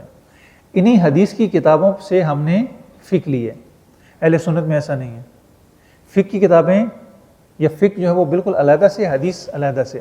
حدیث کا اہل حدیث کے علاوہ اہل حدیث جو ہے وہ حدیث پر عمل کرتے ہیں فقط. باقی جو اہل سنت ہیں وہ حدیث پر عملی کتابیں ہیں, مقدس مانتے ہیں ان کو, ان کی تقدیس کرتے ہیں, ان کو اچھا مانتے ہیں, پڑھتے بھی ہیں. لیکن آپ ان سے پوچھیں کہ آپ عمل کس پہ کر رہے ہیں, وہ کہتے ہیں ابو حنیفہ کی فقہ پر. ابو حنیفہ کی کس کتاب پر, وہ نہیں ہے. وہ پھر دوسرے افراد کو جو بعض نے متاخر آ کے کتابیں لکھی ان کے مطابق جو وہ چل رہے ہوتے ہیں. یعنی اعتقاد ایک نہیں ہے, فقہ ایک نہیں ہے, حدیث ایک نہیں ہے, علماء ایک نہیں ہے, مختلف دھڑے جو ہے وہ موجود ہیں. اس کے مقابلے میں آپ دیکھیں تشیع نسبتاً منسجم ہے, ایک نقطے پر جمع ہے.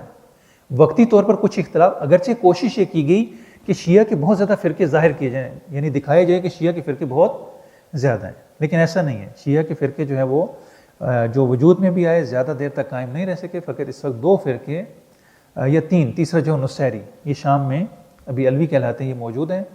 اس کے علاوہ کوئی شیعہ فرقہ موجود نہیں ہے. انشاءاللہ باقی جو ہے وہ اہل سنت کے بارے میں اگلا جو ہمارا سیشن ہوگا اس میں بحث کریں گے. صلی اللہ علیہ محمد و آل محمد.